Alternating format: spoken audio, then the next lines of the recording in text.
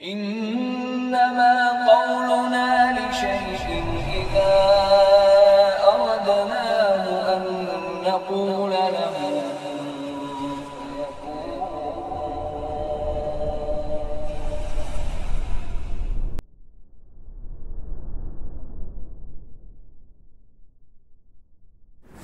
الحمد لله نحمده ونستعينه ونستغفره ونعوذ بالله من شرور أنفسنا وسيئات أعمالنا من يهده الله فلا مضل له ومن يضلل فلا هادي له أشهد أن لا إله إلا الله وحده لا شريك له وأشهد أن محمدا عبده ورسوله لا نبي بعده اللهم إنا نسألك علما نافعا ورزقا طيبا وعملا متقبلا اللهم إنا نعوذ بك من علم لا ينفع ومن قلب لا يخشع ومن نفس لا تشبع ومن دعاء لا يسمع. Para jemaah sekalian rahimakumullah, insyaallah kita akan melanjutkan pembahasan atau serial lanjutan yaitu penjelasan zikir pagi dan petang, dan kita mulai kembali di 3 surat terakhir dari Al-Quran yang kita baca setiapnya 3 kali di pagi hari dan juga di petang, sore hari. Dimulai dari surat Al-Ikhlas.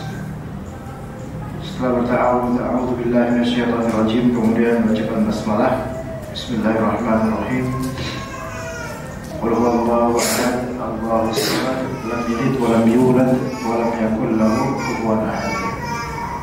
Jadi qul, yaitu katakanlah, huwallahu ahad, dialah Allah yang Maha Esa. Dialah Allah yang Maha Esa. Allahus samad, yaitu Allah adalah zat yang segala sesuatu bergantung padanya. Lam yalid wa lam yulad, tidak beranak dan tidak diperanakkan. Wa lam yakul lahu kufuwan ahad, dan tidak ada yang sebanding dengannya. Ini telah kita bahas pada pertemuan lalu. Nah, kita akan mulai pembahasan berikutnya di surat Al-Falaq, kemudian surat An-Nas, insyaallah ta'ala. Ini 2 surat yang juga simpel, namun mestinya kita lebih dalami agar dalam zikir pagi atau petang kita atau dalam ruqyah kita itu semakin kita mengambil manfaatnya, mendapatkan keberkahan melaluinya, dan memberikan efek yang terbaik baik untuk ruqyah atau ketenangan hati dan seterusnya. Surat Al-Falaq. Dan Al-Falaq dinamakan ini surat Al-Falaq karena ada lafal Al-Falaq di surat ini. Dan kita telah membahas awal-awal atau telah membahas fadilah dari surat ini. Dianjurkan membacanya di selesai semua salat. Ya, dianjurkan diselesai setelah semua salat fardu. Nabi SAW menyebutkan itu. Atau kata Uqbah bin Amir dalam sebuah hadis yang diriwayatkan oleh Imam Abu Dawud dan lainnya, kata Uqbah bin Amir, amarni Rasulullah SAW an aqra bil mu'awwidhati fi duburi kulli salat. Rasulullah SAW memerintahkan saya untuk membaca mu'awwidhat, yaitu 3 surat terakhir di selesai setiap salat. Selesai setiap salat.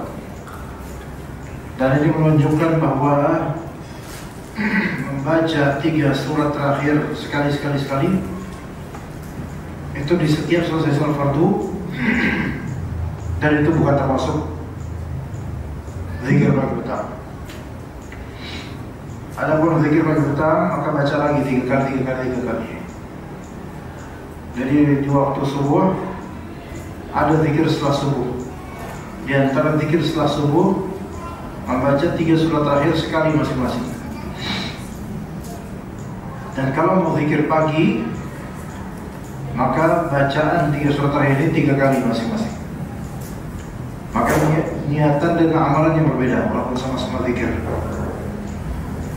Kemudian setelah asar, kalau zikir petangnya kita setelah asar, maka baca 3 surat terakhir ini setelah salat asar, itu masuk dalam kategori zikr ba'da shalah, zikir setelah salat fardu asar.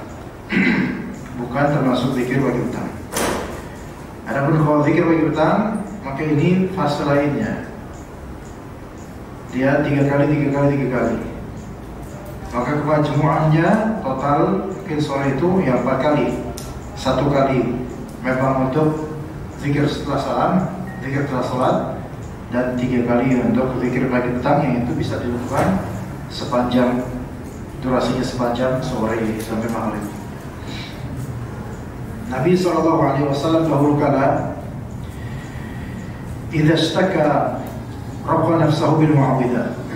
Nabi SAW jika mengeluhkan suatu rasa sakit, maka beliau meruqyah dirinya dengan 3 surat terakhir ini. Sebagaimana kata Aisyah radhiyallahu anha, anna Rasulullah sallallahu alaihi wasallam kana idza ishtaka yaqra'u ala nafsihi bil mu'awwidzati wa yanfuth. Falamma ishtadda waj'uhu kuntu aqra'u alaihi wa amsahu bi yadihi raja'a barakatiha. Rasulullah SAW beliau ketika ishtaka, ketika mengeluhkan suatu penyakit, maka beliau membacakan untuk dirinya mu'awwidzat, yaitu 3 surat terakhir ini, dan beliau meniupkan padanya pada tempat yang beliau keluhkan sakit padanya. Falamma ishtadda waj'uhu, ketika rasa sakitnya makin kuat, kuntu aqra'u alaihi wa amsahu bi yadihi, maka aku yaitu Aisyah membacakan untuk Rasulullah dan aku mengusap bagian yang sakit itu dengan tangan beliau sendiri, raja'a barakatiha, yaitu mengharapkan keberkahan yang ada pada tangan beliau alaihi salatu wassalam. Maka ini dianjurkan kita untuk meruqyah orang lain jika memang orang itu berkebutuhan tanpa harus diminta dulu. Baik, kemudian Nabi sallallahu alaihi wasallam juga mengucapkan 3 surat ini ketika beliau hendak menuju kasurnya atau menuju tidur. Sebagaimana hadis riwayat Aisyah radhiyallahu anha, anna an-nabiy sallallahu alaihi wasallam kana idza awa ila firashihi kull lailatin jama'a kaffayhi. Nabi sallallahu alaihi wasallam jika beliau menuju ke kasurnya kulla lailatin, setiap malam, maka beliau menggabungkan kedua telapak tangannya. Dan ini menunjukkan tata cara khusus dan waktu khusus.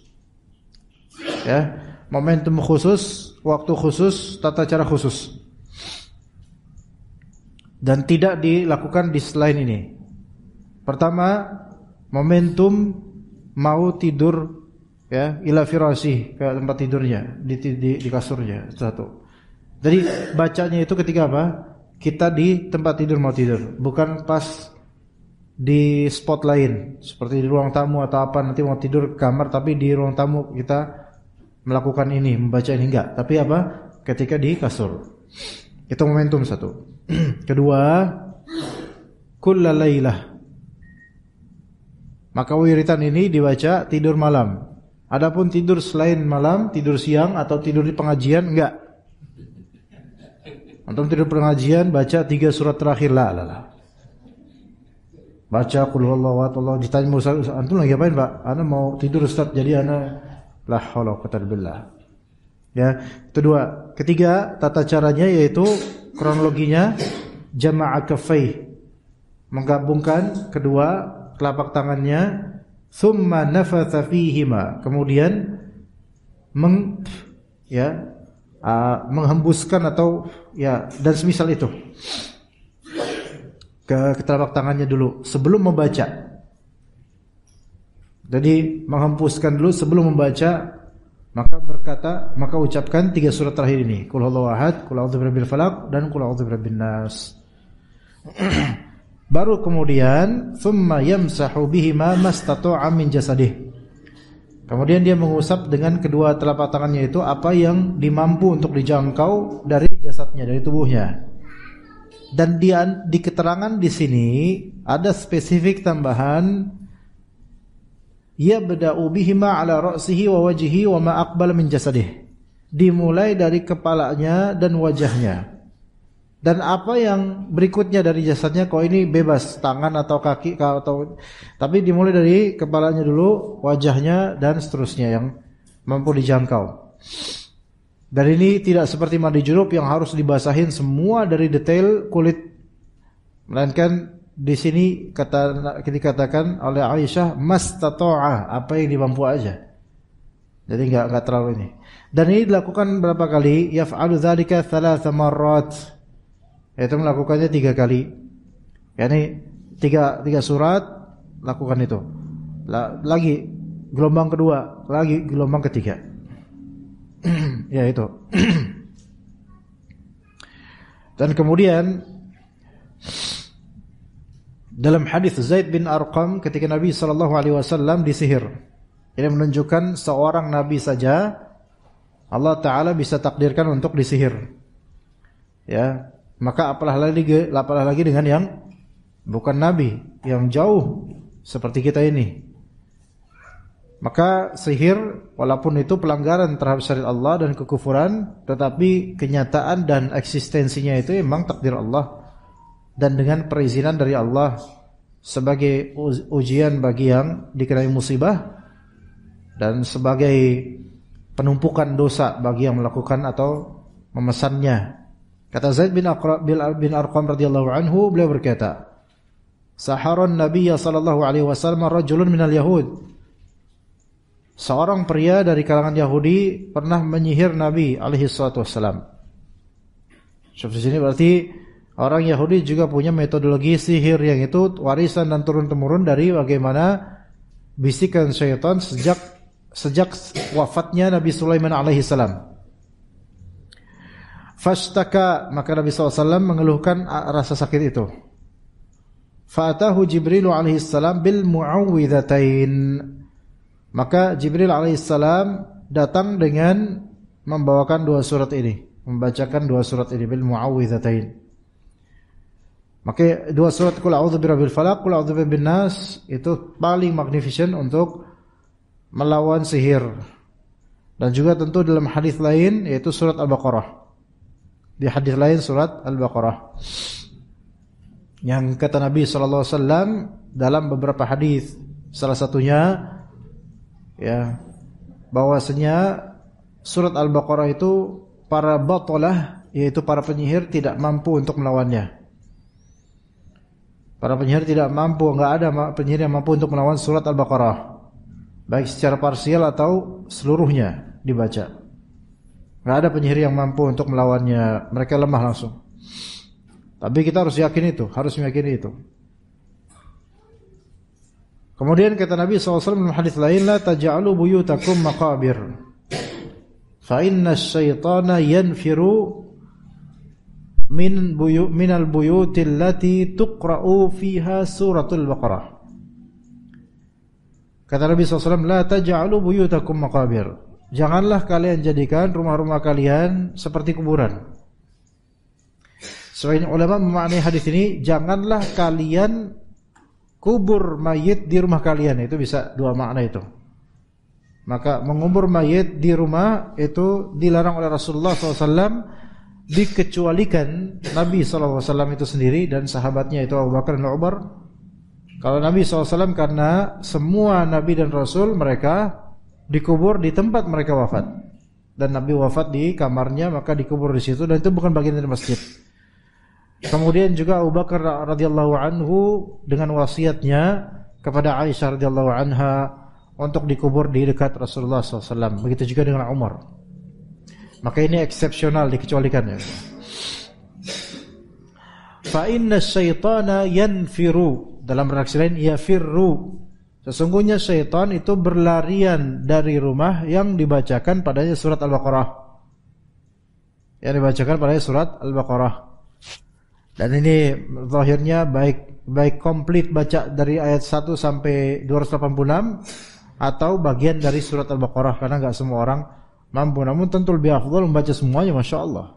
Itu kan 2,5 juzan Pak, dalam 1 malam. Tapi ya itu ya tidak harus seluruhnya setiap malam. Hanya jika bisa seperti itu, maka subhanallah, kalau setiap hari seperti itu, maka insyaallah bisa cepat hafal surat Baqarah sepanjang itu.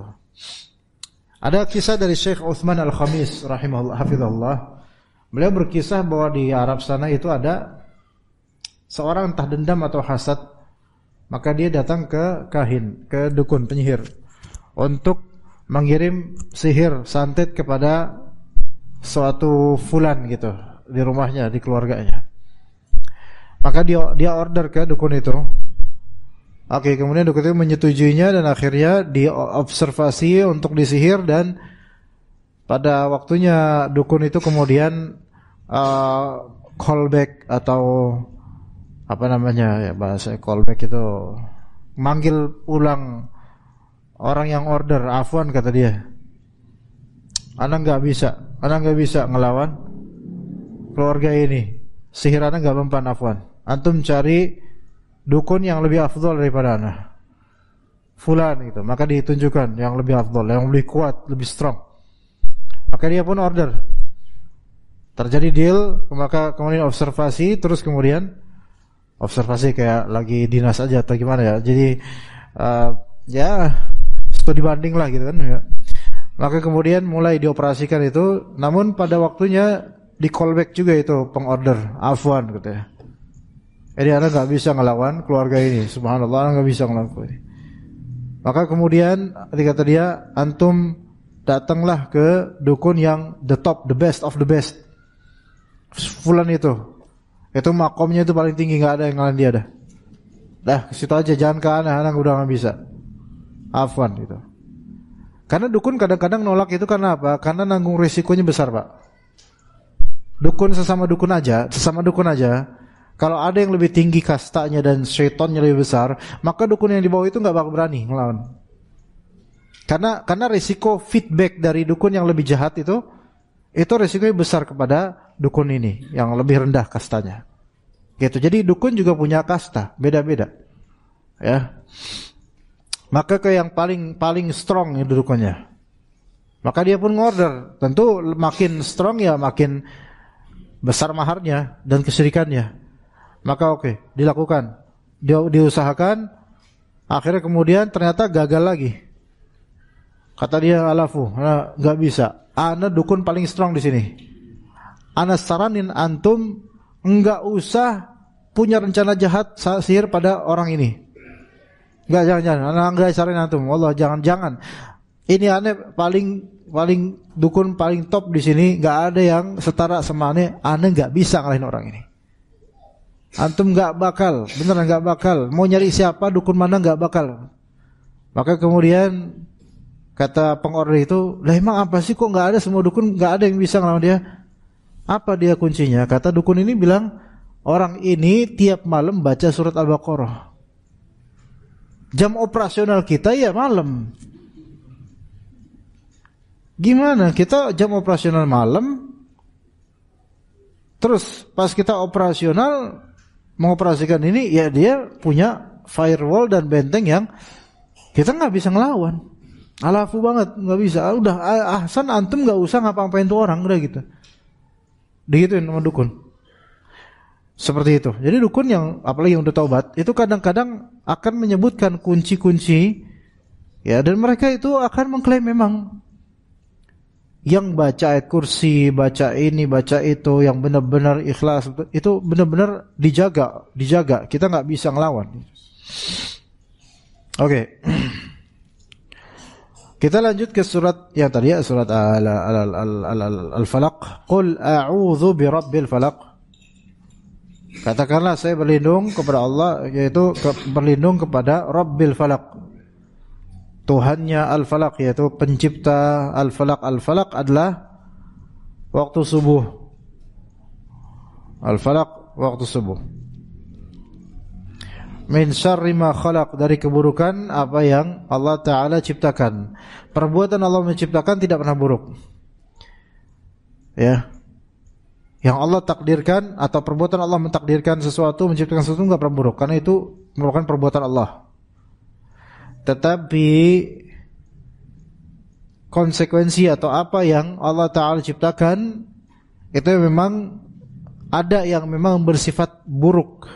Bukan buruk penciptanya, bukan buruk perbuatan penciptanya, tapi buruk yaitu apa? Yang diciptakannya. Dan itu bukan masalah kegagalan atau apa, bukan. Tapi Allah menciptakan kebaikan dan keburukan sesuai dengan hikmah darinya. Taib. Min syarri ma khalaq, dari keburukan, berlindung kepada Allah dari keburukan makhluk Allah. Setiap makhluk apapun yang memiliki keburukan, baik itu manusia dan itu banyak yang buruk, baik itu jin, apalagi jin, baik itu hewan, banyak yang buruk, atau sesuatu yang bukan makhluk hidup seperti angin. Angin pun kita berlindung pada Allah dari keburukannya. Makanya ada doa juga. Wa a'udzubika min syarri ma fiha wa syarri ma ursilat bih wa syarri ma ursilat bih.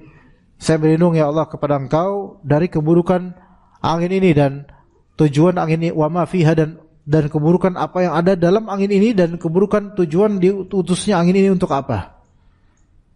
Maka angin pun makhluk Allah dan bisa aja padanya ada keburukan. Iya. Gitu. Bahkan angin yang tadinya sebenarnya anginnya itu relatif, dia enggak buruk, biasa aja, atau dingin atau kabut biasa aja. Tapi bagi sebagian orang enggak biasa. Iya. Buktinya beliau batuk-batuk karena kena angin. Iya. Bagi kita biasa aja, lagi sehat, imunnya lagi bagus. Tapi mungkin beliau sedang diuji sama Allah jadi batuk-batuk, di-trigger gitu. Nah, ini buruk bagi beliau, biasa aja bagi kita. Itu angin dan lain-lain macam-macam.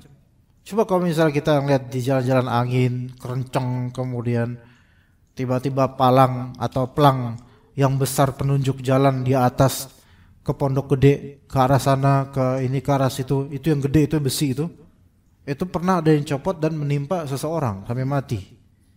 Ada yang seperti itu. Ini min syarri ma khalaq, keburukan apa yang Allah Ta'ala ciptakan. Bukan Allahnya yang buruk, bukan perbuatan yang buruk, tapi ada beberapa makhluk yang memang ada sisi keburukannya kalau Allah takdirkan itu jadi buruk. Manusia juga gitu jemaah. Maka qul a'udzu birabbil falaq min syarri ma khalaq, ini harus diimani betul-betul ayat ini. Dan kita selama hidup di dunia ini, apalagi jemaah bapak-bapak yang sudah punya pengalaman banyak hal dalam dunia usaha, pekerjaan, sosiologi pertetanggaan, kemudian kemasyarakatan, kemudian juga dalam urusan yayasan, banyak pertikaian, banyak hal-hal yang kita lihat manusia banyak yang enggak baik, enggak benar. Keburukan lidah mereka,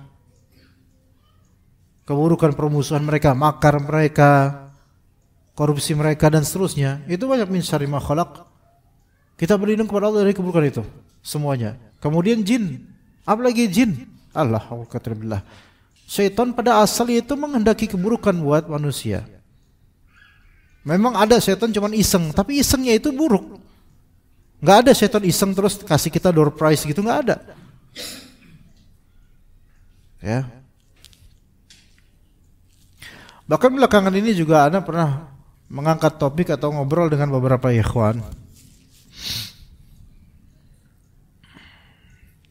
tentang keburukan sebagian syaitan yang kadang menampakkan diri di rumah sakit.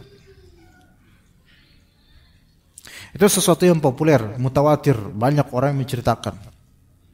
Ya, ini bukan semata-mata khurafat. Khurafat itu ketika memang nggak pernah ada gitu loh. Tapi ini udah terlalu banyak yang melihat dan menjadi sekarang menjadi khurafat juga, menjadi apa? Konsekuensinya orang jadi takut dan jadi berpikir berlebihan dan akhirnya mencari perlindungan dengan cara yang tidak benar. Ibu-ibu hamil itu banyak mereka memakai jimat, Bu, Pak. Di tradisi umumnya tradisionalis pakai jimat, baik berupa kalung, gelang atau apa peniti atau apalah gitu untuk melindungi janinnya. Subhanallah, apakah itu semua bisa melindungin? Enggak mungkin. Allah yang melindungi. Jadi ketika memang ada sebagian syaitan punya karakter jahat untuk momentum dan orang tertentu, itu mungkin.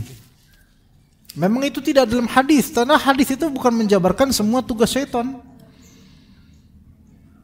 Tapi hadis Nabi SAW beberapanya mengindikasikan hal itu, mencegah indikator-indikator itu. Seperti Nabi menyuruh kita kalau di waktu sandekala menjelang maghrib atau pas maghrib, tutup pintu rumah dengan bismillah, tutup jendela dengan bismillah, bahkan wadah ini tutup dengan bismillah, dan atau bahkan kalau nggak ada penutup yang mapan gitu, nggak ada penutup yang cocok, sebatang kayu gitu, bismillahin. Dengan bismillah dan ikhtiar kita nutup itu, syaitan gak bakal bisa buka pintu, buka jendela, buka ini. Dan gak bakal bisa menikmati itu. Karena waktu itu keluarnya syaitan dari mungkin di alam mereka itu lagi mulai operasionalnya mereka. Nah, berarti kan di waktu-waktu maghrib itu banyak syaitan yang berkeliaran. Anak-anak suruh masuk. Nah, di Indonesia ini sering ada terjadi di gondol wewe. Dan itu kapan biasanya? Biasanya yang agak terlambat pulang atau maghrib masih keluyuran anak-anak kecil. Itu bisa digondol wewe, ya itu diambil sama jin gitu maksudnya. Dan dibuat matanya itu nggak ngelihat alam dunianya atau orang-orang nggak ngelihat dia, itu bisa dengan izin Allah semuanya terjadi ya. Dan ini bukan khurafat yang nggak mungkin terjadi, ini terjadi dari zaman jebot sampai zaman sekarang. Bisa ada di beberapa tempat, apalagi desa-desa. Kalau di kota mah udah setannya udah transformasi jadi orang semua kalau di kota. Jadi nggak ada kayak gini-gini biasanya. Tapi kalau di desa-desa sering terjadi, di kebun-kebun, di rumah-rumah yang banyak kebunnya dan seterusnya, itu sering kehilangan. Baru ketemu ternyata nyangsang, ditangsang di pohon tinggi yang impossible aja tuh anak bisa situ. Tapi itu terjadi. Itu bukan khurafat yang nggak pernah ada terjadi, itu terjadi beberapa kali. Tapi Nabi SAW sudah memberikan solusi, gitu loh. Ini keburukan makhluknya ini yaitu jin di waktu sandekala, di momentum tertentu. Jadi ada momentum tertentu, peristiwa tertentu yang syaitan itu memang di situ kayak nyari penyakit gitu loh. Emang konsumsinya syaitan. Di antara momen tertentu yaitu misalnya ibu hamil, memang jadi kepercayaan bahwa saya ibu hamil nanti digoda syaitan. Sebenarnya yang membuat syaitan mudah menggoda itu apa? Yaitu perasaan, emosinya ibu hamil ini. Yang membuat syaitan mudah menggoda. Contoh lain, perempuan kalau lagi atau lagi haid itu bakal disukain syaitan dan seterusnya. Itu ada dua sisi. Apa? Sisi pertama, karena perempuan kalau lagi haid itu emosinya naik turun fluktuatif dan kadang nggak stabil apalagi awal-awal sakit haid itu. Makanya syaitan suka. Disitulah syaitan suka menyerupi atau mendekatinya. Gitu. Itu satu sisi. Sisi kedua, karena perempuan haid itu mengeluarkan darah haid yang sangat najis, kotor, menjijikan. Walaupun darah kesehatan menunjukkan perempuan ini masih sehat, tapi ini menjijikan dan itu disukai, itu makanannya syaitan. Yang najis-najis itu makanannya syaitan. Nah, itulah makanya kenapa di banyak rumah sakit, terutama di ruang-ruang persalinan, kadang sebagian orang ngelihat ada mbak-mbak daster putih, rambut panjang, dan itu bukan suster, ya.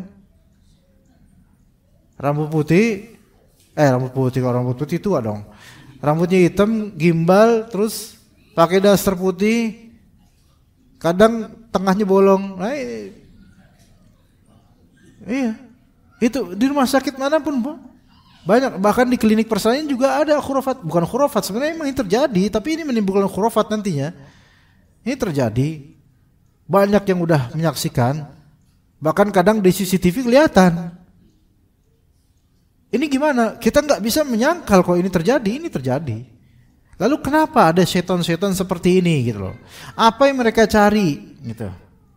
Yang mereka cari adalah yaitu darah najis.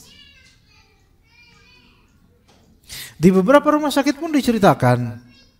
Kadang ada beberapa rumah sakit punya waste bank, yaitu tempat penampungan sampah.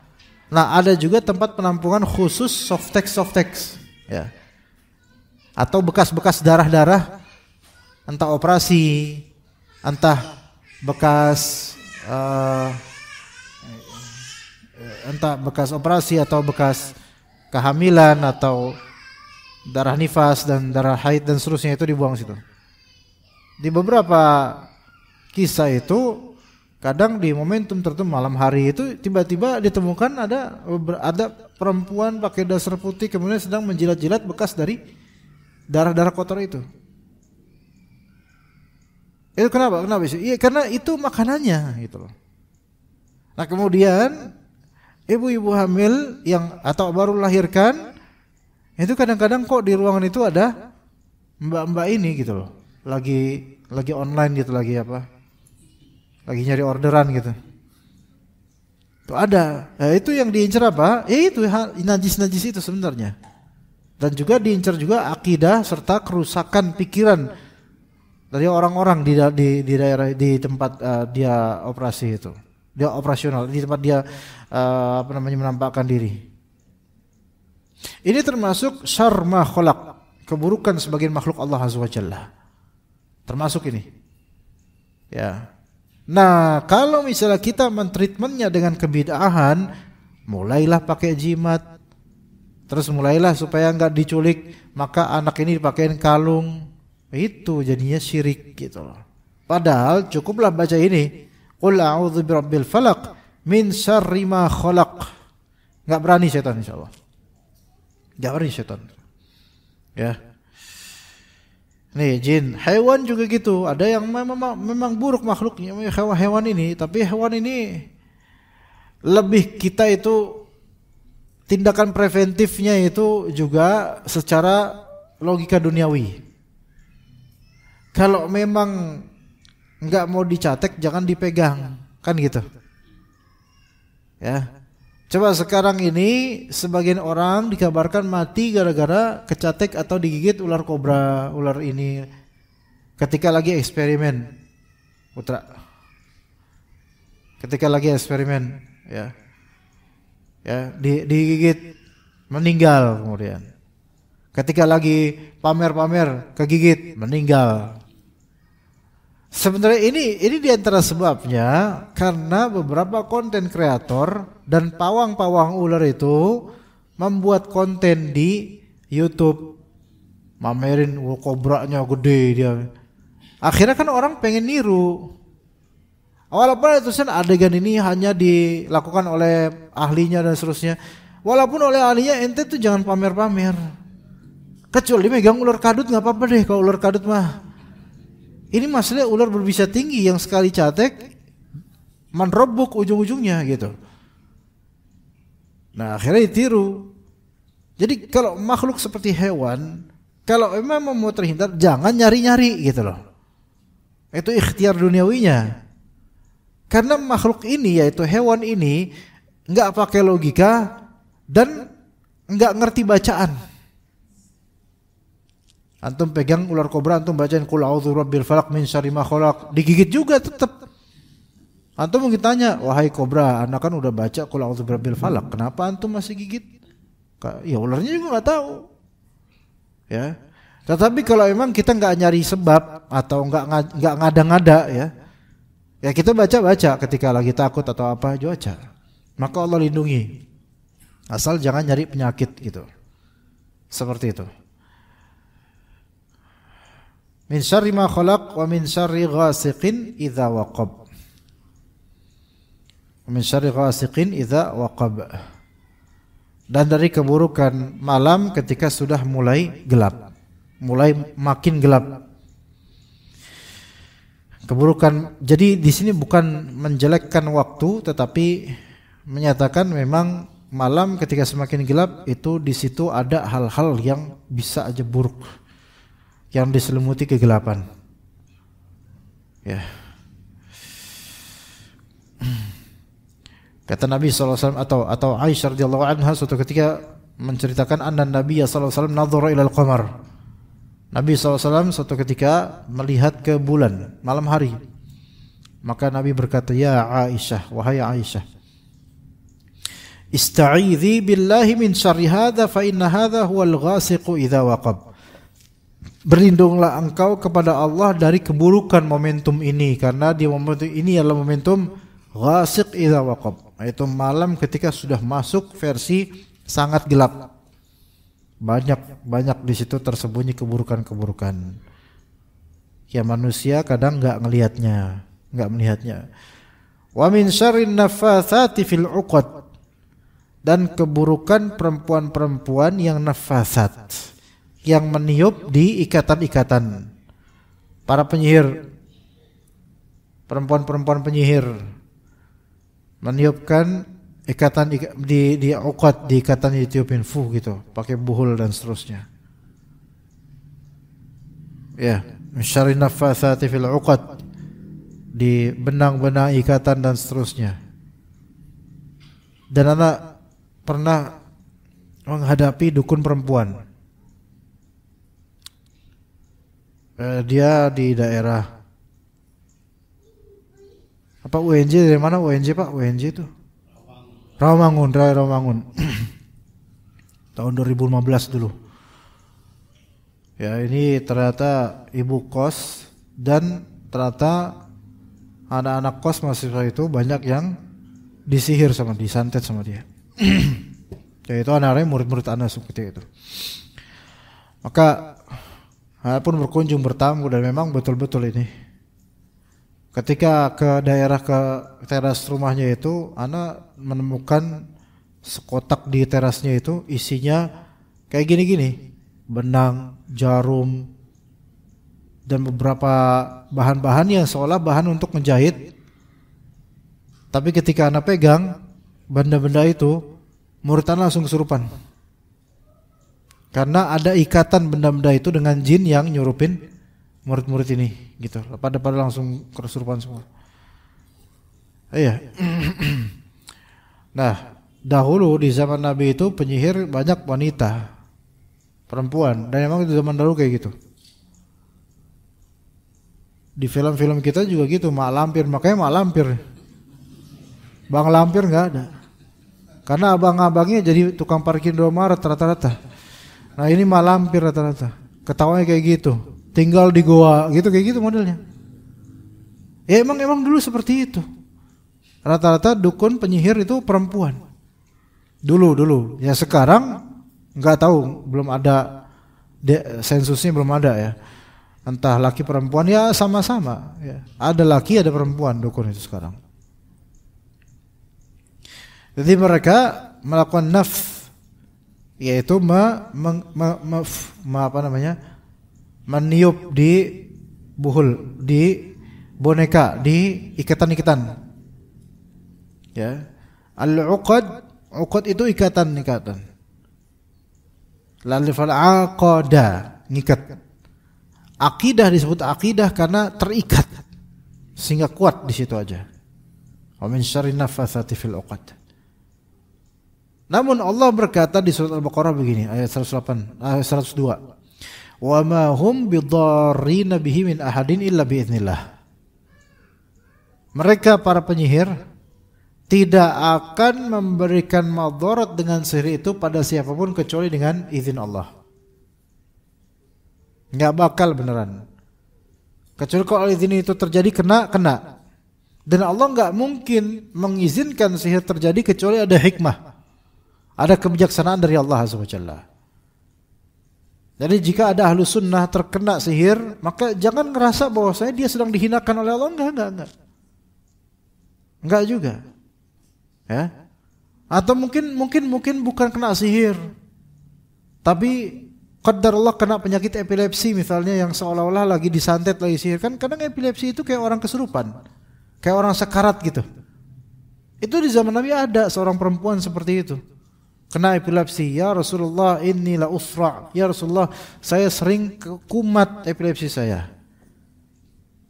Dan saya sering pas lagi kumat itu kebuka aurat saya karena enggak sadar apa yang dilakukan. Kayak kalau antum ngelihat di video-video di media sosial, kalau misalnya ada seorang di jalan terus tiba-tiba ngeliat sesuatu, muter-muter ngeliat sesuatu, dan tiba-tiba kayak orang sekarat gitu loh. Terus kayak gini-gini muter-muter kayak seolah-olah ngeliat malaiikatul maut, itu kemungkinan bukan sekarat. Itu epilepsi. Ya.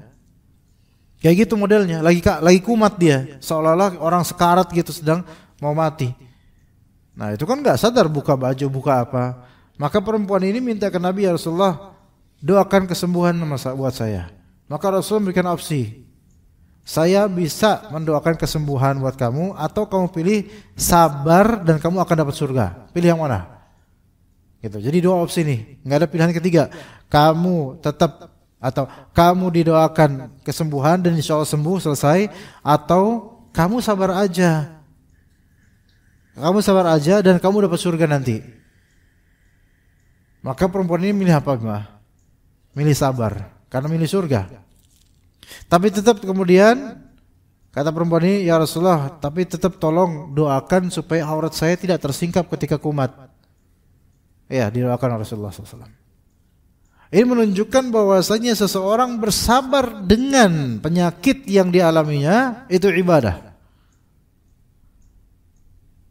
Dan sebagian ulama menunjukkan bahwasanya berobat itu hukumnya mubah, boleh, tidak wajib. Kecuali jika tidak berobat banyak kewajiban terbengkalai, maka harus berobat semampunya. Jadi hukum berobat boleh atau dianjurkan? Boleh. Kecuali jika dengan tidak berobat itu banyak kewajiban yang dan hak yang terbengkalai, maka wajib berobat semampunya. Kalau nggak mampu ya udah nggak wajib. Gitu Pak. Ya, jadi hukum berobat misalnya kayak tadi batuk-batuk, kan masih bisa aktivitas. Berobat boleh, tapi nggak wajib. Tapi kalau dengan batuk-batuk itu antum nggak bisa melakukan kewajiban yang semestinya antum lakukan, seperti apa? Nggak bisa nyari nafkah karena batuknya itu sampai sujud atau sampai ruku, saking kencangnya batuknya itu, ya. Jadi nggak bisa kerja sebulan 2 bulan, maka wajib berobat. Karena apa? Ada kewajiban yang atau hak yang tidak antum lakukan kalau dengan batuk itu. Begitu. Oke, taib. Ya, kemarin kita tadi keburukan makhluk manapun atau termasuk dukun itu tidak akan sampai ke korban kecuali Allah izinkan itu terjadi. Dan kalau itu terjadi itu karena Allah Maha Bijaksana, bukan karena Allah Ta'ala belum tentu untuk menghinakan orang ini. Karena Rasulullah pernah disihir dan kena, dan itu tidak menurunkan derajat beliau sebagai Rasul. Ya begitu. Oke. Berikutnya, wa min syarri hasidin idza hasad. Dan dari berlindung kepada Allah dari keburukan orang yang hasad ketika dia lagi kumat hasadnya. Taib. Ini kalau kita lihat urutannya begini coba, urutannya nih. Kata para ulama, dari qul a'udzu birabbil falaq, berlindung pada Allah dari waktu subuh. Min syarri makhluk, dari keburukan sebagai makhluknya. Wa min syarri ghasiqin idza waqab, dari keburukan malam ketika udah mulai gelap. Wa min syarri nafathatil 'uqad, dari keburukan peniup-peniup, penyihir-penyihir ketika mereka niup. Dan min syarri hasidin idza hasad, keburukan orang yang hasad. Maka dikatakan oleh ulama, utifa syarrul hasidi ala syarril sahir al-ma'tufi ala syarril lail. Limunasabatin bainahu wa bainal ma'tufi alaihi mubasharatan wa bainahu wa bainal ma'tufi alaihi biwasitah.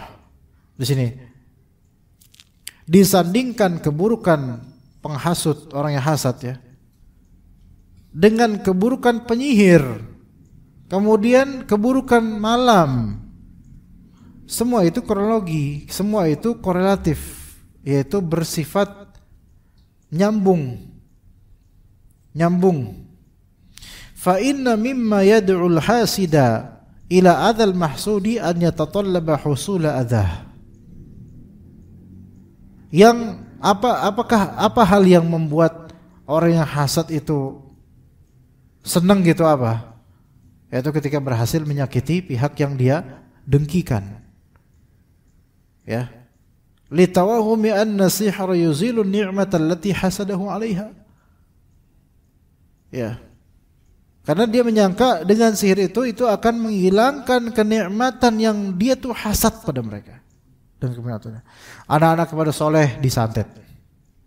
Karena keluarga ini soleh, baik, beragama, itu ada yang nyantet.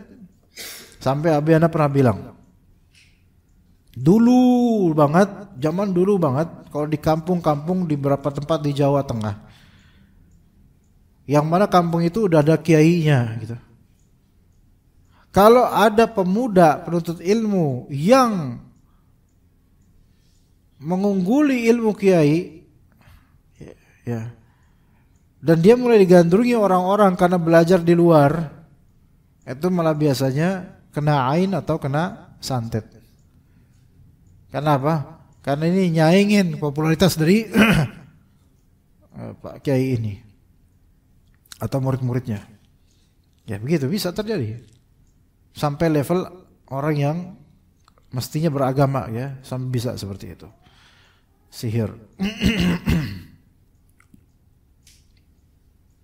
Dan rata-rata orang yang hasad kemudian menggunakan sihir untuk menghancurkan kenikmatan yang dia dengkikan itu. Ya. Terakhir anak umroh itu ya tahun berapa kemarin 2024 ya. Sampai ada kejadian yang luar biasa nih, ada seorang, beliau itu anggota TNI lah, di antara jemaah umroh. Ya. Di Bekasi juga, rumahnya Bekasi sini orangnya, suami istri. Dan memang mereka orang berada gitu ya. Mungkin punya cukup jabatan, ada jabatannya.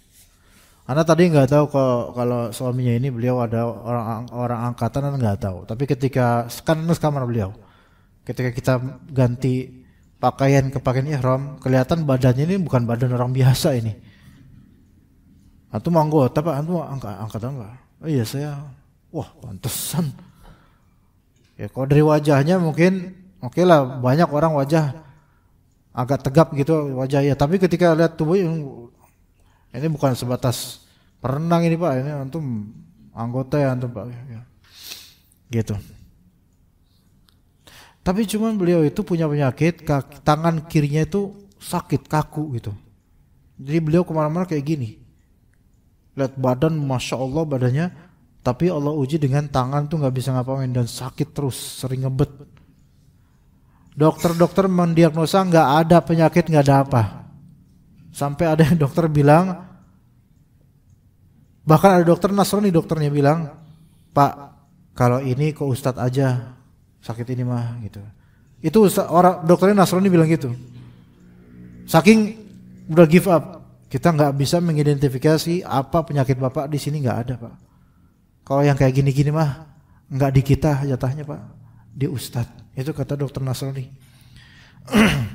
Ya, jadi ya iyalah, masa kok gini-gini mah ke pendeta Pak, nggak mau juga kan ini Muslim.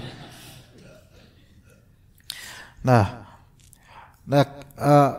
akhirnya ketika kita di Mekah, ya selesai kita umrah gitu kan di Mekah, di hotel Mekah, akhirnya mulai anak bicara sama beliau, anak cari keterangan sama teman-teman sekamar yang semuanya kakek-kakek juga. Beliau usia mungkin menjelang 45 atau mungkin menjelang 50. Nah, anak obrol, iya sih indikasinya ini kuat kok, ini tuh sihir bukan penyakit medis biasa.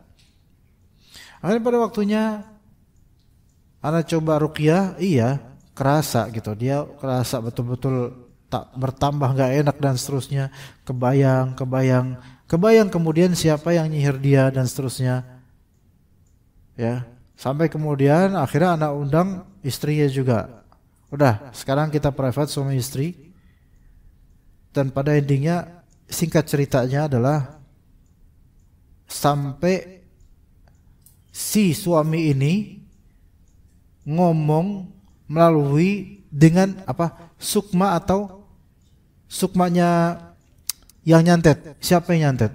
Yang nyantet tetangga depan rumahnya sendiri. Depan rumahnya sendiri. Dan di situ bahkan keajaibannya apa? Anak bilang ini di Mekah Pak, kata saya. Ini di Mekah, sampean tuh nggak bakal berkutik di sini. Itu nggak masuk logika Pak. Nggak masuk logika, itu dia ngomong, bapak ini ngomong, tapi yang ngomong bapak yang di sana, yang di Bekasi ini, yang nyantet. Jadi gini kok, ketika sihir itu masih connected, sebenarnya pasien itu bisa kita suruh, bisa kita gali, yang ngomong itu nyantet. Baik pakai omongan batin, tapi diterjemahkan di tubuhnya korban. Itu sesuatu yang nggak masuk logika, tapi itu terjadi. Kalau bisa jangan pakai metode ini karena agak bahaya juga. Tapi itu bisa terjadi, beneran. Entah ini memang jin suruhan yang memang sudah menyatu dengan penyantet, maksudnya satu apa ya? Gimana ya? Bukan satu komplotan aja, udah satu jiwa gitu dengan ini. Emang jadi setan memang tuh. Atau gimana, Allah alam. Tapi istrinya sampai juga ngerasa. Ketika ngerasa, saya ngerasa banget. Bener Ustaz, ini cara ngomongnya persis dia. Ini dia. Nggak bisa ditiru sama orang, tapi kok bisa? Saya juga bingung, kok bisa suami saya itu persis ngomongnya. Ini dia. Saya juga ngerasa di hati saya seolah sedang ngeliat dia gitu. Kayak gitu. Dia ngakuin tentang ini. Saya emang sayang sihir dia, Pak Ustadz gitu. Manggil anak Ustadz, alhamdulillah sih. Masih ngakuin anak Ustadz gitu. Kenapa Bapak seperti ini, Pak? Padahal ini kan orang baik. Saya iri sama dia, Pak. Saya iri sama keluarga ini. Saya pengen ngancurin keluarga ini, Pak. Setiap hari saya kesel ngeliat mereka di depan rumah. Anak-anaknya sukses, dianya dapat jabatan, istrinya juga nyaman gitu ya, karena suami punya jabatan, anak sukses. Saya iri dengan orang. Saya pengen ngancurin keluarga ini, Pak. Gitu ya. Nah itu terjadi, itu di Mekah, Pak. Di Hotel Anjum. Tapi jangan kemudian antum pengen ke Hotel Anjum, nanti umroh ke Hotel Anjum supaya bisa kesurupan, jangan. Iya, nggak, ini terjadi beneran. Dan dia yang nyihir, berarti dia punya praktek juga. Nah, setiap penyihir, setiap dukun penyihir yang memang punya praktek penyihir, itu pasti punya ruangan khusus buat praktek, laboratorium sendiri, pasti itu. Penyihir yang official ya, itu pasti punya office-nya, maka official, maka punya office dong. Gitu. Tapi office-nya sial, nah gitu. Gitu.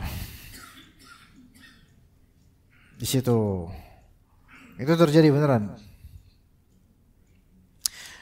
Maka ada metode menyerang penyihir dengan langsung tembak melalui korban. Bisa. Ya. Yaitu ketika antum ngeruqyah. Jadi karena gini, jin itu, setan itu adalah makhluk yang mudah diusir dan mudah diundang. Ya. Karena ngetek jin itu lebih mudah daripada ngetek manusia. Paham gak Pak? Tek kayak di media sosial, ngetek, dimension disebut. Ya. Jin itu lebih peka ketika disebut daripada manusia. Mau jin itu di mana ketika disebut dia bakal datang. Apalagi kalau ada kepentingan. Cepat, walaupun kita nggak ngelihat. Nah, apalagi kalau misalnya korban ini masih ada koneksi sama jin. Cara mengetahui ini korban santet atau sihir atau misalnya masih ada koneksi dengan syaitan atau jin yang mau nyurupin dia atau yang mau menyiksa dia, itu coba suruh merem, baca ayat, kerasa nggak kayak ada yang datang gitu aja. Kerasa nggak ada yang ganggu? Kerasa nggak? Atau coba niatin ngelihat sesuatu, kelihatan nggak ada sesuatu? Kalau kelihatan berarti masih ada. Kalau nggak kelihatan apa-apa, semua amal-amal berarti udah putus. Itu kadang saya parameternya itu. Kalau orang yang memang ada syaitannya, ada jinnya dan seterusnya, dan kemudian suruh merem, baca ayat apa aja, coba diuji. Coba kamu niatin ngeliat apa yang ada di loteng. Coba. Oh iya ada di loteng. Berarti kamu ada setannya. Gitu aja. Tapi kalau Enggak, saya nggak ngeliat apa-apa. Alhamdulillah, berarti mudah-mudahan sudah putus. Begitu caranya. Jadi kalau ada orang merem terus ngelihat diniatin ngelihat sesuatu, bener ngelihat, itu dia ada korelasi koneksi dengan syaitan, dengan jin. Walaupun dia nggak sadar. Begitu Pak. Ya. Oke. Jadi orang hasad ini yang tadi saya ceritakan. Hasad karena kecantikan, hasad karena pangkat, hasad karena harta, hasad karena bahkan hasad karena istri cantik ada. Maka dibuatlah kemudian istrinya jelek di mata suami. Tahun 2015 dulu 2016 ada di daerah Cilengsi dekat Al-Barkah, dia ada Metlan Cilengsi atau daerah sekitar itulah. Ada ikhwan kita itu qadarnya emang kena sihir dia. Kena sihir untuk bangkrut perdagangan dan merusak rumah tangga dia. Kalau bangkrut perdagangannya apa? Itu di tokonya itu dibuat panas. Ya emang gitu tuh. Tokonya dibuat panas. Padahal toko lain nggak panas. Kalau mungkin kita pakai logika, oh jangan-jangan karena letaknya denahnya atau gimana. Tapi enggak, ini bukan masalah letak atau denah. Panas. Dan ada juga ke situ enggak enak, panas. Terus seringkali ikhwan-ikhwan kita kalau mau beli di tempat dia itu dibuat enggak ngelihat atau dianggap tutup pokoknya. Jadi disihir mata mereka gitu. Ada di Metlan Cilengsi itu Metlan Cilengsi namanya, daerah situlah. Dulu tapinya dulu. Sekarang nggak tahu tuh ikhwan kemana. Anda makanya diminta tolong Ustaz isi pengajian di situ. Anda isi pengajian rutin di situ ketika itu. Untuk ya supaya menjadi majelis ilmu dan mengusir setan-setan lah gitu. Jadi ketika panas itu para pegawai, ya mereka manas. Sehingga nggak betah dan bertengkar. Nah itu dihasut gitu dengan cara itu. Panas. Terus dia bilang juga, Anda juga kayaknya sihir tafrik juga kena Ustaz, karena kadang-kadang kalau di kamar Anda pas ngeliat istri tuh muka jelek banget Ustaz. Gitu. Anda nggak bilang, antum ngaca juga lah, Anda nggak bilang gitu. Gitu. Jadi tiba-tiba tuh Anda ngeliat muka istri Anda kayak nenek-nenek Ustaz. Gitu. Ya subhanallah. Ya ada tanda-tandanya juga nih. Jadi dia ngerasa gitu juga. Ada ya itu hasad dari suatu pihak. Sehingga dirusak rumah tangganya atau usahanya dirusak dan semisal itu. Nah, kemudian dikatakan wali anna thawrana wujdanil hasadi yakthuru fi waqtil lail. Li'anna al-laila waqtul khalwah. وخطور الخواطر النفسية والتفكر في الأحوال الحافة بالحاسد وبالمحسود. Kobaran hasad itu lebih banyak di waktu malam. Gimana ya? Kobaran hasad lebih banyak di waktu malam. Kenapa gitu? Karena malam itu waktu menyendiri. Waktu malam itu waktu untuk menyendiri, waktul khalwah, dan waktu untuk yaitu adanya khawatir nafsiyah, yaitu pikiran-pikiran pribadi malam itu, diam gitu, ya. Itu di zaman dulu kayak gitu, kalau sekarang pakai HP sekarang. Wa tafakkur fil ahwal al-hafa bil hasil wal mahsud, dan malam itu merupakan waktu yang pas untuk merenung dan murojaah keadaan-keadaan antara yang hasad dengan yang dihasatin. Jadi yang hasad ingat, tadi siang gua ngeliat ini nih. Kadang itu ditumpahkan dengan curhat ke suami, ya, atau suami curhat ke istri kalau di malam hari gitu. Enak banget ya, tadi saya tuh lihat siang tuh gini, dia fulana punya gini. Nah, mulai hasad. Ditumpahkan di malam hari dan disalurkan ke suami. Suami udah capek kerja, dengerin istri lagi hasad sama temennya, yang ujung-ujungnya suami minta duit buat beli barang itu. Pusing lagi tuh suami itu. Ya, dan juga sebaliknya juga. Iya. Nah, maka malam hari itu waktu yang tepat untuk mengoperasikan terusan dari hasad, yaitu pengen nikmat itu dihilangkan dengan cara sihir. Gitu. Maka malam hari paling. Dan memang dukun-dukun kebanyakan operasi di malam hari. Sebagian dari peruqyah yang berpengalaman ketika mempelajari banyak pasien, itu mereka mengatakan bahwasanya di antara tanda disihir, di antaranya, enggak selalu, tapi di antaranya adalah kumat yang terjadwal. Ya, kumatnya terjadwal. Pokoknya kalau jam segini kumat gitu aja. Jam segini terus kumatnya gitu. Jadi terjadwal. Ya.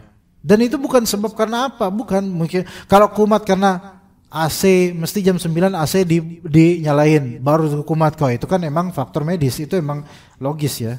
Tapi enggak, ini enggak ada apa-apa. Pokoknya kalau jam 12 mesti, kalau enggak jam 2 mesti gitu. Mesti nangis kalau jam 2, mesti nangis kalau jam 2 gitu. Mesti sakit di bagian ini kalau jam segini. Dan dokter angkat tangan semua. Karena kata dokter, namanya kumat kami enggak pakai jam-jaman, Pak, gitu kata dokter. Ini berarti ada sesuatu ini gitu. Nah, itu di antara tanda-tanda. Kalau udah kayak gitu, ruqyah. Kalau bisa ruqyah mandiri, kalau memang sadar dan bisa ruqyah mandiri. Dia hati-hati dengan hasad min syarri hasidin idza hasad. Hasad yang dimaksud di sini adalah tamanni zawali ni'matillahi an ghairihi, yaitu berharap hilangnya kenikmatan dari Allah dari orang yang lain ini, orang lain ini, supaya hilang nikmat itu. Walaupun dia enggak dapat apa-apa. Dan hasid, orang yang pihak yang hasad bisa dari kalangan jin, bisa dari kalangan manusia. Jin juga bisa hasad.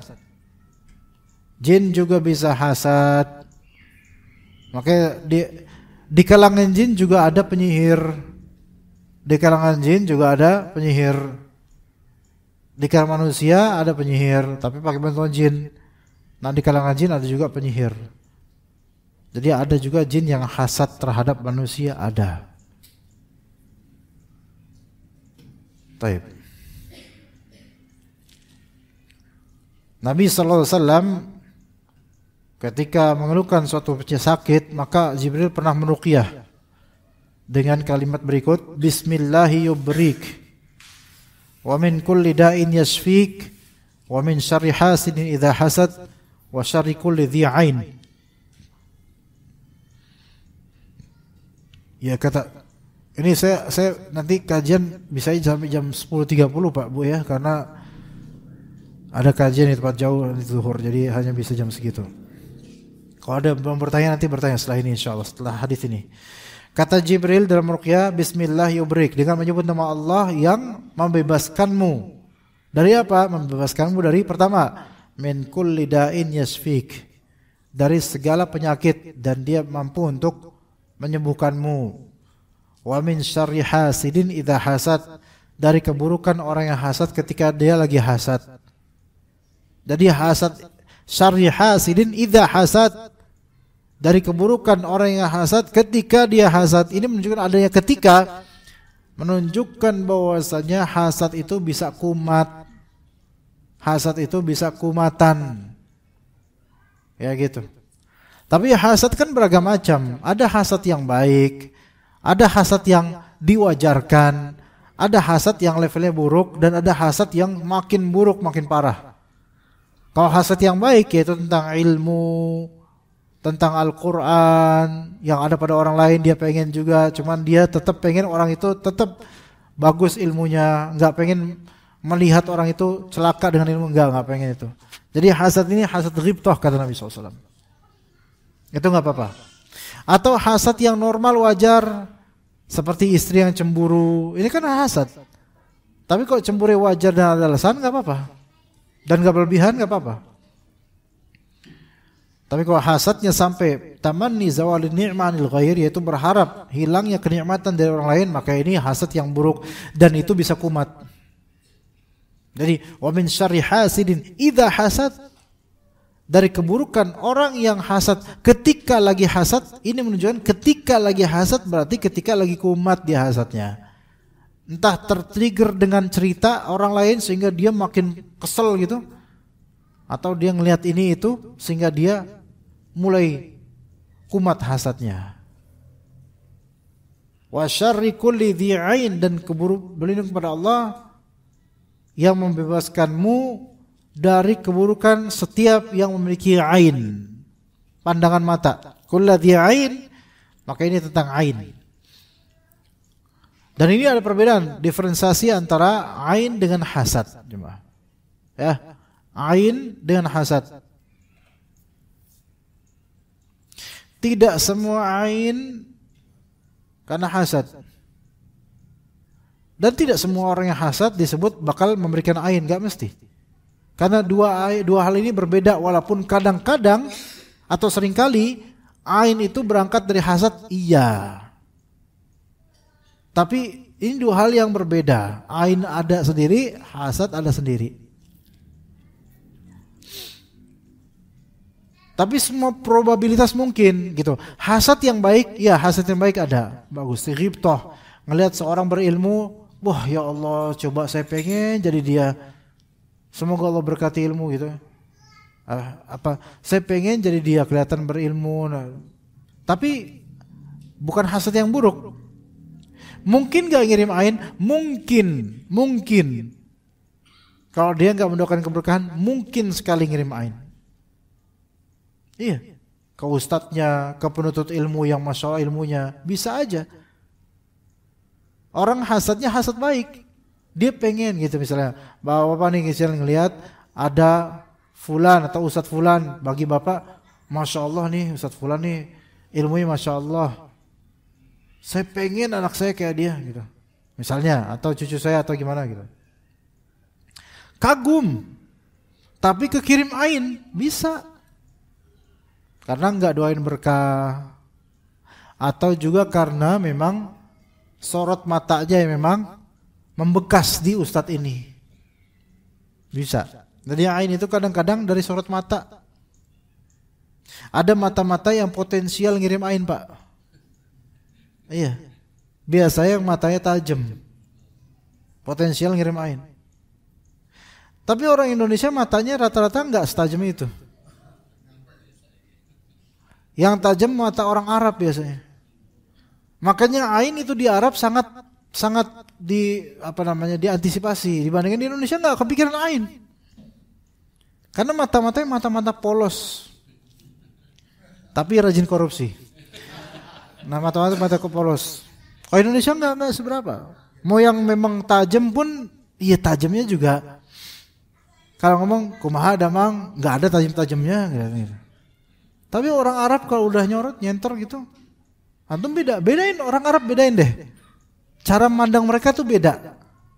Di antaranya matanya yang membuat banyak orang Arab tuh, kalau misalnya kita orang Indonesia nih, ada orang Arab Indo, pasti sorot matanya beda. Dan pasti kita ini orang Arab nih, karena apa? Matanya beda. Rata-rata di mata. Ya. Makanya terjadinya ain di tanah Arab itu lebih banyak dibandingkan Indonesia. Indonesia sehasat-hasatnya, Pak. Kalau nggak sampai sihir ya, nggak sampai satet ya. Sehasat saya paling ngobrolin ke tetangga, udah gitu doang. Ibu-ibu lagi belanja sayur, tahu nggak jeng gitu. Sambil bibirnya dimiring-miringin tuh. Tahu nggak itu tuh ibu itu tuh janda itu tuh, nah udah gitu tuh hasilnya paling gitu. Tapi yang didengkikan fine aja nggak kena ain.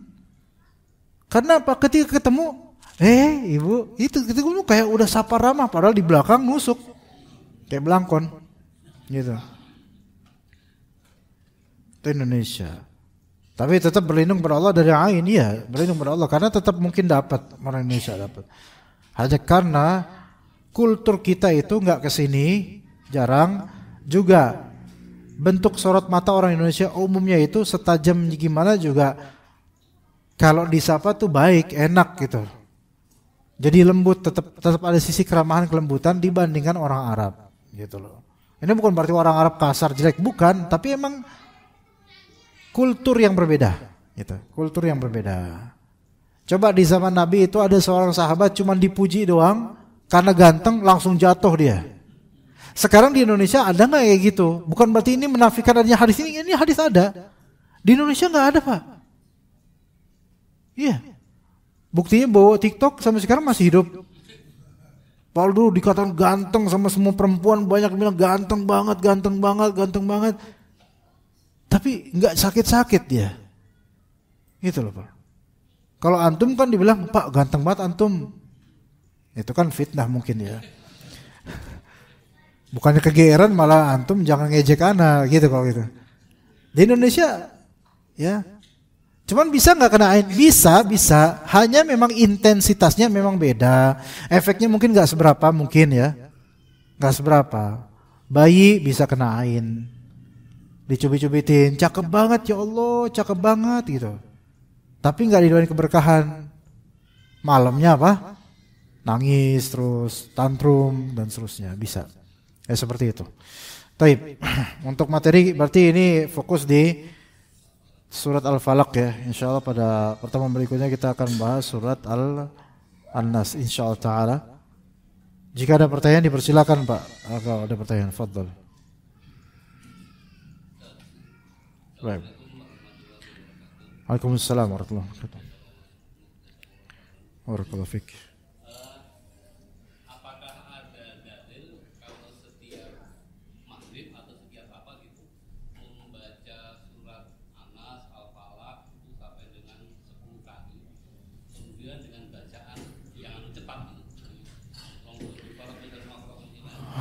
Kemudian yang kedua ada juga sebagian masyarakat itu kita ini menjadikan Al-Quran sebagai kata jimat, itu apa hukumnya? Misalnya Al-Quran ditaruh di mobil, nah dia mempunyai keyakinan tulisannya maksudnya. Oh mushafnya. Oh.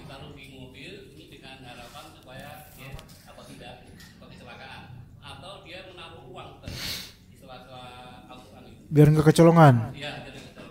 Subhanallah. Assalamualaikum warahmatullahi wabarakatuh. Yang pertama saya lupa Pak. Soal pertama saya lupa apa Pak ya? Membaca falak atau anas tapi dengan diksi yang cepat. Kalau untuk al-ikhlas ya, qul huwallahu ahad 10 kali itu dapat sebuah rumah di surga, itu ada hadisnya tapi didhaifkan sebagian ulama. Tapi ini enggak ada kaitannya dengan maghrib atau apa. Udah gitu hadisnya juga didhaifkan sebagian ulama. Kalau fokus kayak gini, ana enggak tahu dalilnya, apalagi dengan kriteria harus baca cepat. Yang ada kan kita kalau baca waratilil Qur'ana tartila kata Allah, yaitu tartil dengan baik. Ini enggak tahu hadisnya dari mana, tapi kalau diamalkan biasanya beberapa orang sufi atau orang awam itu karena mereka suka baca makin cepat itu makin hebat gitu, makin bagus gitu. Kan gitu dalam tarekat. Kalau sufi tarekat makin bisa cepat, makin bisa ngeringkas, berarti itu makin mencapai menuju ma'rifat gitu. Gitu. Jadi ana enggak tahu dalilnya itu ya. Khawatirnya malah jadi bid'ah ya. Seperti nggak ada, sepertinya belum pernah ada. Kalau makin cepat baca makin bagus itu emang sufi tarekat sering kayak gitu ya, sampai disingkat-singkat. Awalnya seringlah menyebut nama Allah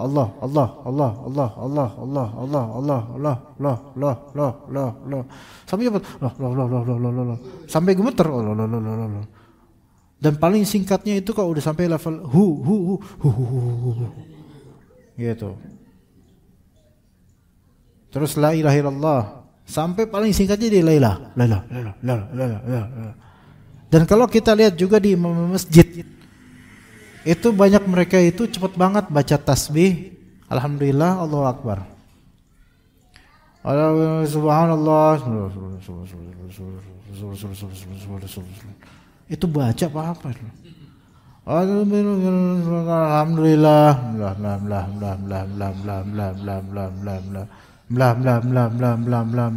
Diringkas. Alhamdulillah ya ala kulli ni'matin wallahu akbar gitu. Ini kan enggak zikir namanya. Lah kalau misal baca Al-Qur'an makin cepat makin bagus, itu enggak benar. Malah Allah suruh warattilil Qur'an tartila, dengan tartil yang baik. Nah, sedikit intermezzo. Berapa pekan lalu tuh saya ngegap, ngapain ngegap ya? Ngegap tuh, jadi, ya nangkep bahasa lah, walaupun ini bahasanya bukan nangkep bahasa juga, gitu. Jadi gini, saya kan habis sholat maghribnya, atau habis sholat apa gitu, sholat jahriyah lah pokoknya. Saya di sholat pertama gitu kan.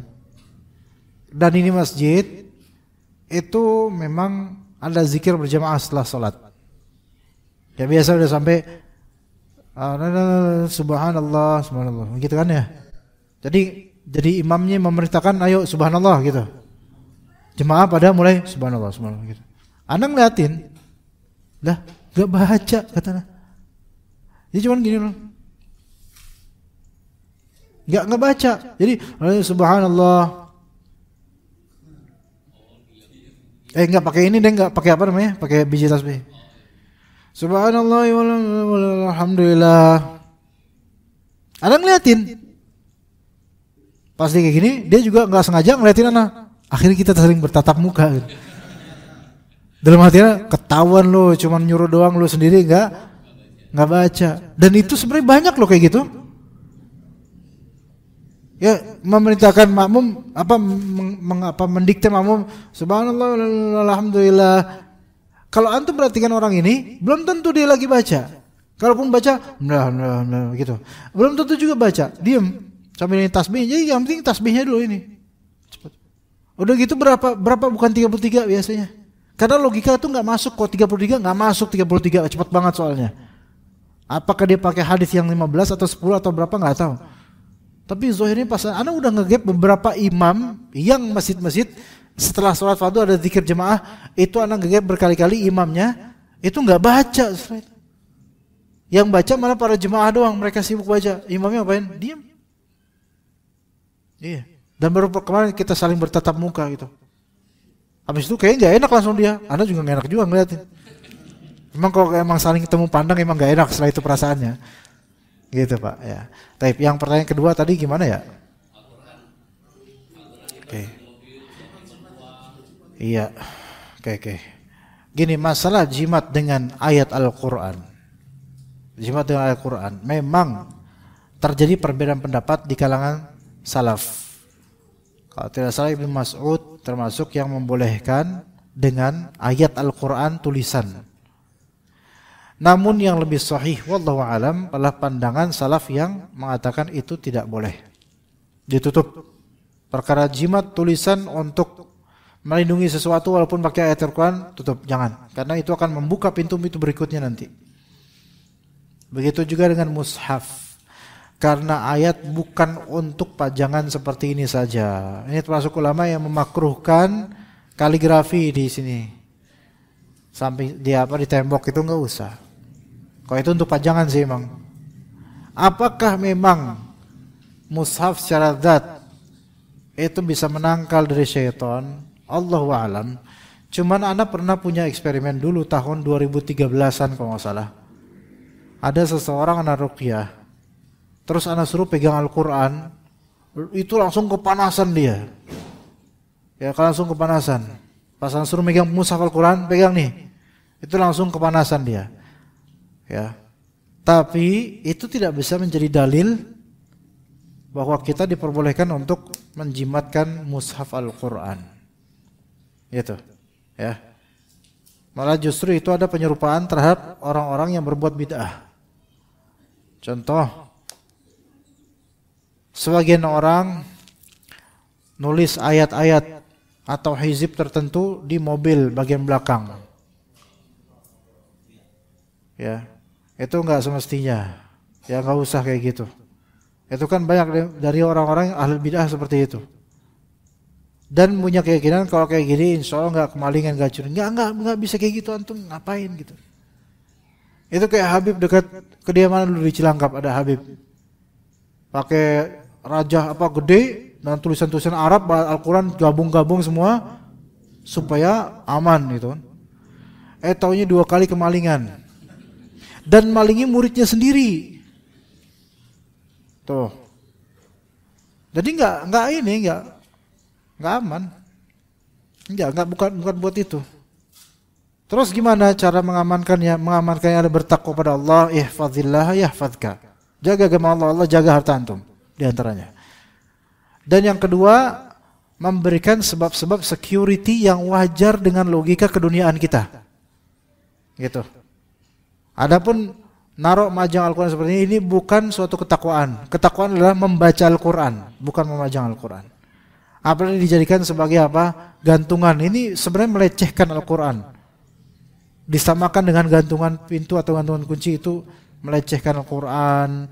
Itu nggak ada kaitan sama kemalingan. Emang maling mikir gini, pas buka pintu nyari kunci, astagfirullah ada gantungan Al-Quran, nggak jadi astagfirullah. Nggak mungkin maling kayak gitu.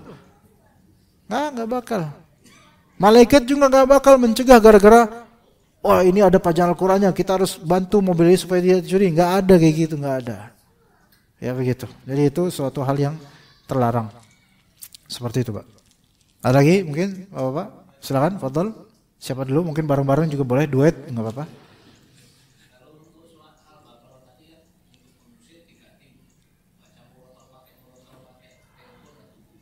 Oke. Baca baca murattal apa audio yang baca atau bareng? Dengerin. Tentu kalau dengerin bagus. Namanya dengerin Al-Quran ibadah. Semua dengerin Al-Quran mau dari audio, mau dari orang langsung, dari imam, semua ibadah. Cuman kan dalam hadisnya inna syaitana yafirru minal buyutil lati tuqra'u fiha surat Baqarah, tuqra'u dibacakan padanya surat Baqarah. Kata para ulama di antara Syekh Shalih Fauzan lainnya, pada asalnya ini dibacakan berarti dibaca oleh manusia, bukan oleh audio. Cuman sebelumnya, apakah ada impact dari audio ya terhadap apa namanya nuansa rumah atau iya bisa ada impact. Tapi kalau kembali ke hadis, tentu beda dengan orang baca langsung dengan daripada audio.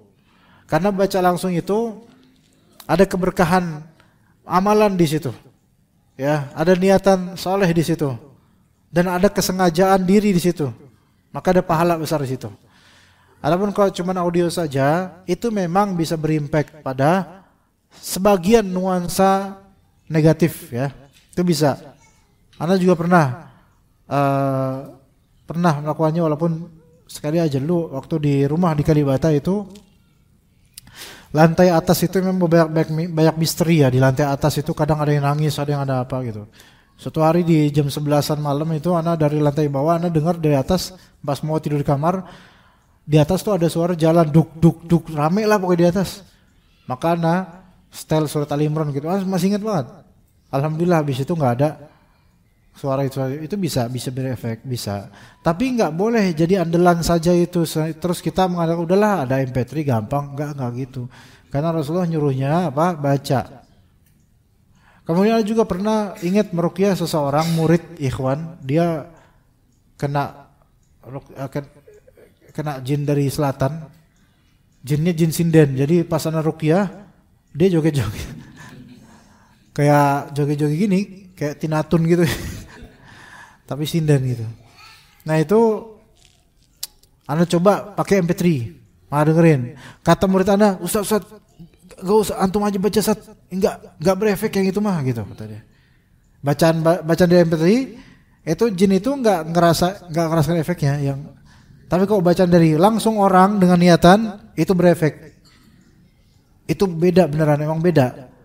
Kalau antum baca langsung dengan niat lillahi ta'ala itu ternyata bukan hanya suara saja yang berefek, tapi emang amalan niatan itu Allah kasih ada keberkahan dan berefek pada penangkalan terhadap jin dan godaannya, gitu insyaallah. Seperti itu. Jadi baca, silakan fadhil.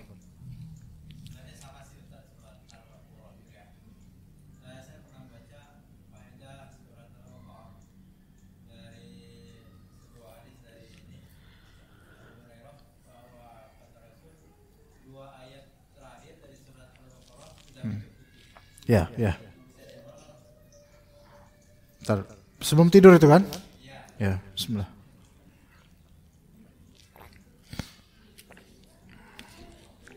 Iya, itu mencukupi, tapi ketika ada syariat, ada dalil lain, ada dalil lain yang menunjukkan itu dianjurkan juga, maka mencukupi di sini bukan berarti yang lain nggak perlu. Tetap sunnah. Saya kasih contoh nih Pak ya.